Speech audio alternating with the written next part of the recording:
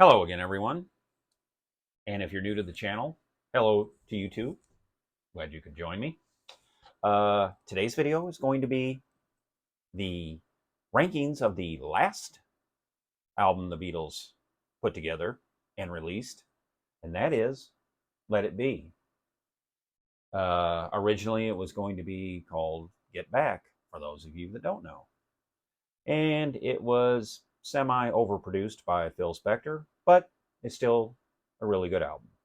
So, we are going to go through the 12 songs that are contained on the album, and we're going to go from the bottom to the top as we normally do.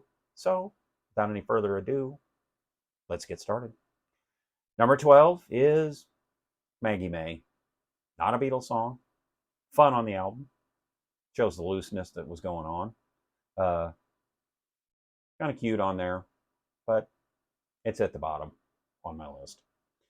Number 11 is Dig It, which is kind of a almost a chant maybe. I think there's like a 8 or 10 minute version of it. Um, so this is the little snippet that's on there, and I would have never known who Matt Busby was until I heard it, and I was able to look him up eventually and found out who he was.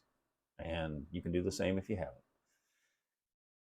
At number 10 is going to be a song on here that people are going to go again with his Paul McCartney songs that are classics being at the bottom. What is it with this guy? Well, it's The Long and Winding Road. And oddly enough, as I said that it was overproduced by Phil Spector, the version that's on here of Long and Winding Road is actually the one I like the most. All the other versions that Paul came out with on, like on here, Let It Be Naked, okay, but the way this song is done sounds to me like it should have a lot of orchestration on it. So, number 10, Long and Winding Road. At number 9 is the one after 909. Lots of nines going on there. Fun song. I would imagine that would have been cool to see them originally writing that back in, I don't know, what, 57, 58, something like that. Well, back when they were teenagers. And I think there's a cool version Willie Nelson does, if I remember correctly. It's kind of cool. But number 9 is one after 909. 9, 9. Number 8 is Two of Us. Cool song. Paul writing about him and Linda, not him and John. Maybe they were. I don't know.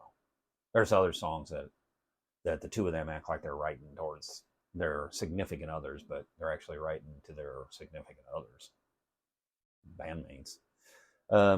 But good song. Really, I do like it. I like it. So that's Two of Us at number 8, or it could have been eight of us at number 2. Two of us at number 8. No, Two of Us at number 8. Number 7 is I've Got a Feeling. Cool.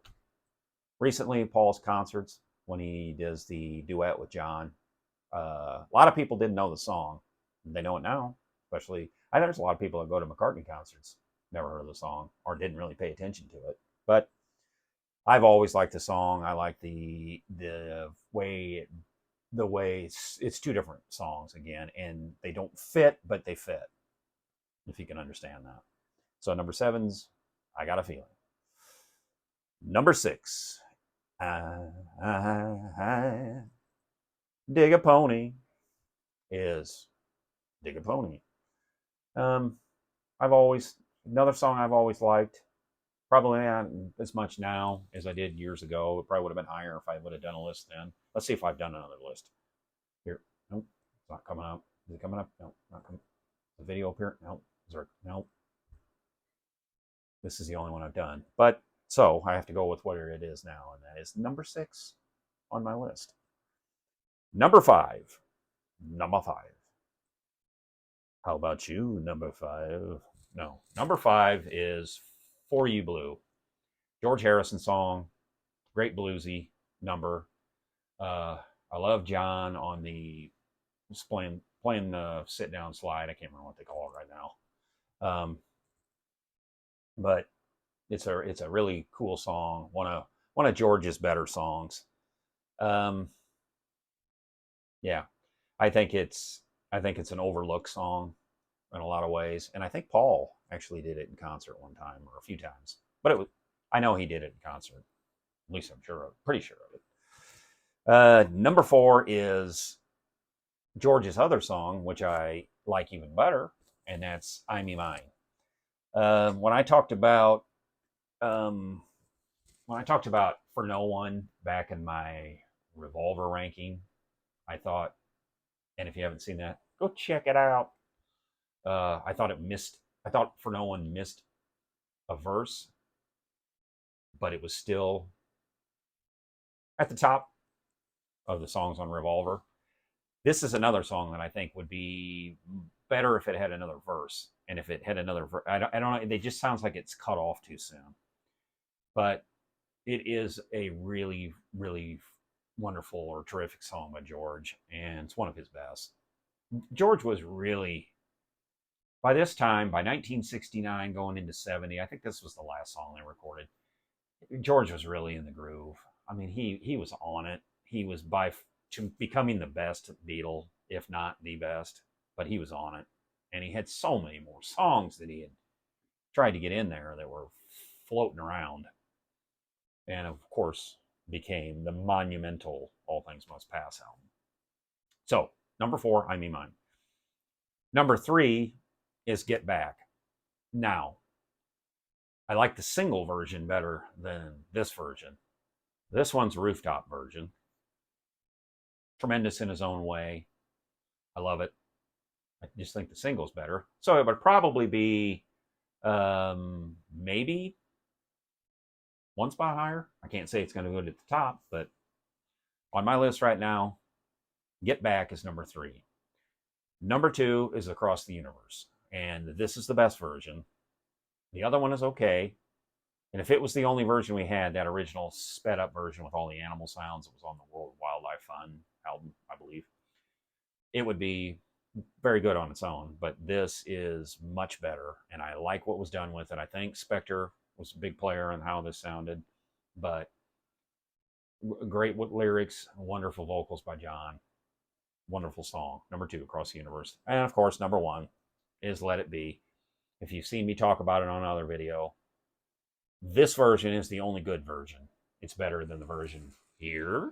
It's better than, I don't know, 4 or 5 redone single versions of it. I don't know, there's got to be at least 3 or 4, 5. None of those can carry it or stand up to this version. This is by far the best version, in my opinion, because it's got the monster guitars by George Harrison. And that is what makes this song. It just brings it home. And it makes this, by far, maybe not by far, but it makes this the best song on Let It Be, and one of my favorite songs of the entire tongue-tied entire Beatles catalog. So that is my rankings from 12 to 1 of the Beatles album Let It Be. If you enjoyed this video, likes. If you haven't subscribed, how come? If you have, awesome. Thank you.